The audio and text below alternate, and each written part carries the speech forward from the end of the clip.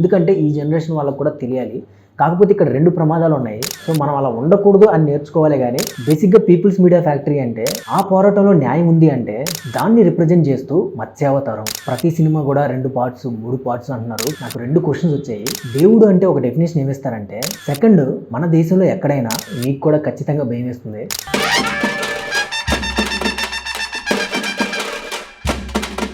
Hello guys, welcome back to open చేస్తే film forecast. హరికథ movie. యాక్చువల్గా ఈ సినిమాని నా ఫ్రెండ్ సజెస్ట్ చేశాడు చూడమని. చూసి ఒక వీడియో చేయమన్నాడు.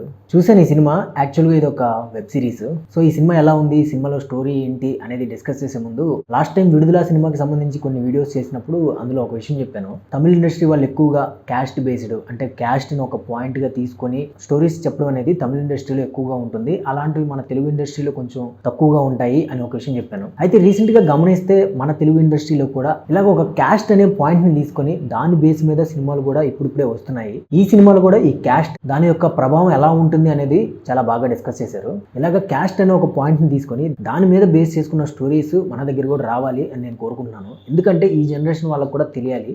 కాకపోతే ఇక్కడ 2 ప్రమాదాలు ఉన్నాయి. అదేంటంటే ఈ క్యాస్ట్ అనే దాన్ని బేస్ చేసుకొని మనుషుల్ని ఏ విధంగా డివైడ్ చేస్తారు, వాళ్ళని ఎలాగ తక్కువ చేసి చూస్తారు అనేది ఇలాంటి సినిమాల్లో చూపించినప్పుడు అవి చూసి ఇప్పుడున్న వాళ్ళు, ఈ జనరేషన్లో ఉన్న వాళ్ళు ఒకప్పుడు కులం పేరుతో ఇలాగా ఇంత దారుణంగా ప్రవర్తించే వాళ్ళు అనమాట. సో మనం అలా ఉండకూడదు అని నేర్చుకోవాలి. కానీ వాటిని చూసి మనం కూడా అరే మనకంటే తక్కువ కులం వాళ్ళని ఇలాగే చూడాలి అని మాత్రం నేర్చుకోకూడదు. అండ్ ఇక్కడ నాకు చాలా సర్ప్రైజింగ్ అనిపించిన విషయం ఏంటంటే పీపుల్స్ మీడియా ఫ్యాక్టరీ. బేసిక్గా పీపుల్స్ మీడియా ఫ్యాక్టరీ అంటే పక్కా కమర్షియల్ సినిమాలకి కేర్ ఆఫ్ అడ్రస్ లా ఉంటుంది. అలాంటి పీపుల్స్ మీడియా ఫ్యాక్టరీ నుంచి ఇలాంటి సినిమా వచ్చింది. దట్టు అది ఒక డిస్నీ ప్లస్ హాట్స్టార్ లాంటి ఒక పెద్ద ఓటీటీ ప్లాట్ఫామ్ లో రిలీజ్ అవడం నాకైతే చాలా మంచిగా అనిపించింది. ఇంక ఈ సినిమాలో స్టోరీ విషయానికి వస్తే, ఒక మనిషికి అన్యాయం జరిగినప్పుడు దేవుడే వచ్చి కాపాడాల్సిన అవసరం లేదు. మనిషే ఒక దేవుళ్లాగా మారి పోరాడొచ్చు. ఆ పోరాటంలో న్యాయం ఉంది అంటే దేవుడు అనే ఒక మానవాతీత శక్తి కూడా ఆ మనిషికి సహాయం చేస్తుంది అనే ఒక పాయింట్ చెప్పాలనుకున్నారు అనిపించింది. ఈ ఫస్ట్ సీజన్ లో 2 ఫ్లాష్ బ్యాక్ స్టోరీస్ ఉన్నాయి. ఏవైతే ఈ 2 మెయిన్ కోర్ స్టోరీస్ ఉన్నాయో ఇవి ఇంతకు ముందు మనం చాలా సినిమాల్లో చూసాము, మనందరికీ కూడా తెలిసిన స్టోరీసే. కాకపోతే వాటికి విష్ణుమూర్తి దశావతారాలు అనే ఒక పాయింట్ ని కనెక్ట్ చేసి నాటకాలు వేయడం, ఆ తర్వాత ఎవరైతే అన్యాయం చేశారో వాళ్ళని ఒక్కొక్క అవతారం వచ్చి చంపడం, ఇవన్నీ కూడా చాలా బాగా చూపించారు. పర్టికులర్ గా చెప్పుకోవాల్సింది విజువల్స్. కెమెరా వర్క్ ఎవరు చేశారు కానీ చాలా బాగా చేశారు. అరకు లోయ, ఆ చుట్టుపక్కల ప్రాంతాలు ఉన్న విలేజెస్ కానీ, అలాగే ఒక్కొక్క అవతారాన్ని రివీల్ చేసే టైంలో కూడా చాలా బాగా డిజైన్ చేశారు విజువల్స్. అండ్ అలాగే క్యారెక్టర్స్, రాజేంద్ర ప్రసాద్ గారి ఏంటి ఇలా వస్తున్నాయి అండ్ అలాగే క్యారెక్టర్స్ రాజేంద్ర ప్రసాద్ గారు, యాక్ట్రెస్ దివి గారు, అలాగే ఒక ఓల్డ్ లేడీ క్యారెక్టర్ ఒక ఆమె చేశారు. ఆమె క్యారెక్టర్ చూస్తుంటే నాకైతే భయం వేసింది. సీజన్ లాస్ట్ ఎపిసోడ్ లో అయితే ఎండింగ్ షాట్ ఆమెను చూస్తే నిజంగానే రోమాలు నెక్కబుడుచుకున్నాయి. ఆ ఎండింగ్ షాట్ కానీ మీరు ఒంటరిగా చూస్తే మీకు కూడా ఖచ్చితంగా భయం వేస్తుంది.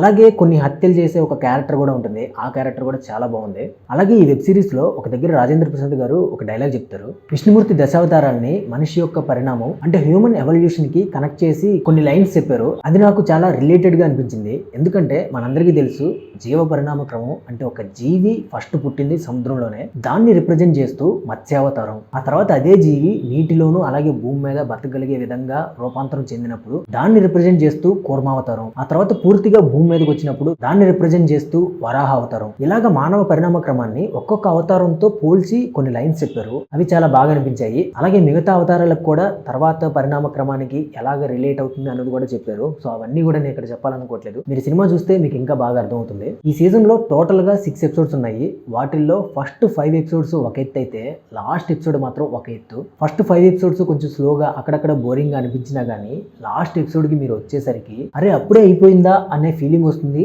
అలాగే సెకండ్ సీజన్ ఎప్పుడు వస్తుందా అన్న క్యూరియాసిటీ కూడా పెంచుతుంది. ఈ మధ్య చాలా సినిమాలు చూస్తూ ఉన్నాము. ప్రతి సినిమా కూడా 2 పార్ట్స్ 3 పార్ట్స్ అంటున్నారు. కాకపోతే ఆ సెకండ్ పార్ట్స్ మీద అస్సలు క్యూరియాసిటీ ఉండట్లేదు. కానీ ఈ హరికథ సీజన్ 1 లాస్ట్ ఎపిసోడ్ చూస్తే ఇది కదా ఒక సెకండ్ పార్ట్కి కానీ సెకండ్ సీజన్కి కానీ ఒక పర్ఫెక్ట్ లీడింగ్స్ని క్రియేట్ చేయడం, ఒక పర్ఫెక్ట్ హుక్ పాయింట్స్ని క్రియేట్ చేయడం అనిపించింది నాకు.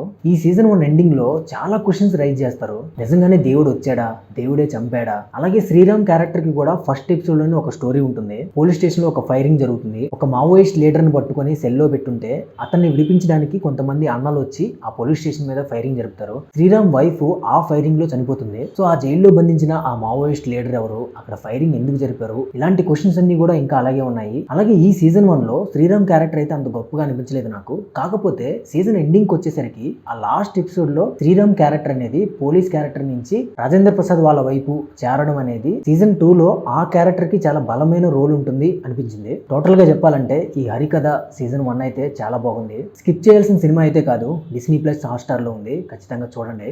ఫైనల్గా ఈ హరికథ వెబ్ సిరీస్ చూశాక నాకు 2 క్వశ్చన్స్ వచ్చాయి. ఫస్ట్ది ఏంటంటే, మన పురాణాల్లో కానివ్వండి, లేకపోతే మన పెద్దవాళ్ళు కానివ్వండి, లేకపోతే ఎక్కడైనా గుళ్ళో పూజారులు కానివ్వండి, మనకి చెప్పేటప్పుడు దేవుడు అంటే ఒక డెఫినేషన్ ఏమిస్తారంటే ఆజానుబాహుడు, 6 అడుగుల అందగాడు, విశాల నేత్రాలు గలవాడు, బలమైన బాహువులు గలవాడు, బంగారు మేనిజాయి గలవాడు, ఇలాగ ఒక డెఫినేషన్ ఇస్తారు.